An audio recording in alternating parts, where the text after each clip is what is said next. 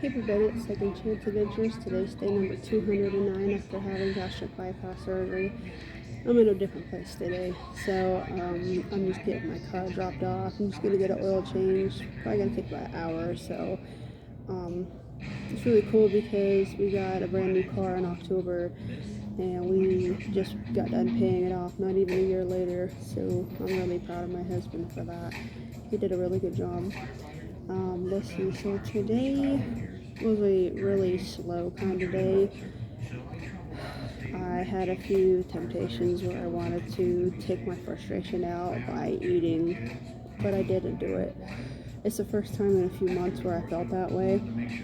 It's just, when you're just a parent and you're trying to do up to like 10 things at a time and talk to 5 people at a time all at the same time.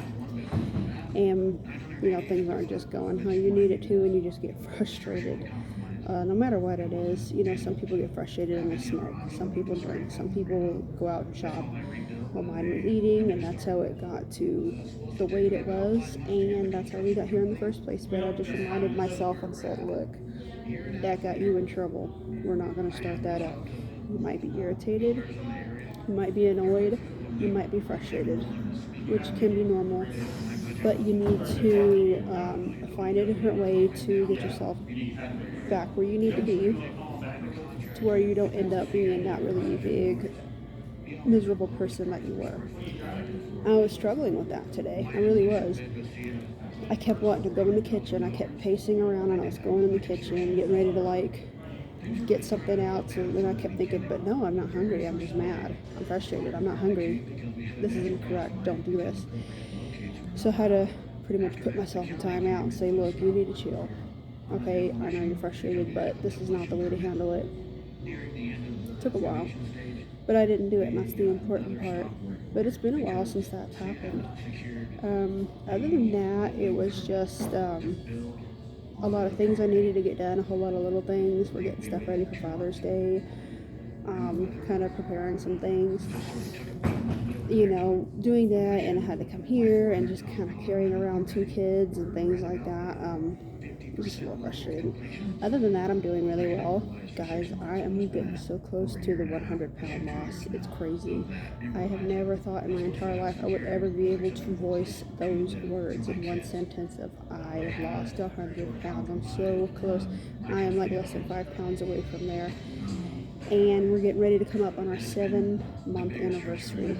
It's already been over a year since I had the surgery, and it feels like it hasn't even been that long. It's crazy. I can't imagine what another 6 months is going to be. I want to say thank you to all of you who are following and subscribing and watching the channel. I share my story about what people go through while they're overweight, obese, have an eating problem, and everything that goes with it. A lot of it some people will agree with and say, yeah, they understand. And it doesn't apply to everybody that's had a weight problem, because everybody's different. But I'm just trying to share my story, because there are a lot of people who struggle with weight and feel like they're the only ones that think what they're thinking and feel the way they're feeling. And I'm sharing my story to let you know that you are not alone. There are so many people that feel left out and isolated and not as equal, and they're treated differently and treated poorly and bullied and made to feel like they're not worth anything simply because they're overweight. It is a real thing, and it should not be happening. And it's not just for people who are overweight. People of different faiths, people of different ethnicity, whatever. It's ridiculous that we have to use a look or a location or the way you dress to discriminate each other just to make yourself a little bit bigger, when in reality it makes you smaller and dumber. Just learn to leave people alone. That's what's wrong with this world. People just have to constantly find a way to make people feel bad because they're feeling bad, and it's ridiculous. If you're that person, I really suggest you go get some help, because I honestly think it would be a nicer place if people just learn how to leave each other alone and just mind their own business. That's just my little rant for the day while I'm here waiting on this oil change. I am going to make a few videos while I'm in here today.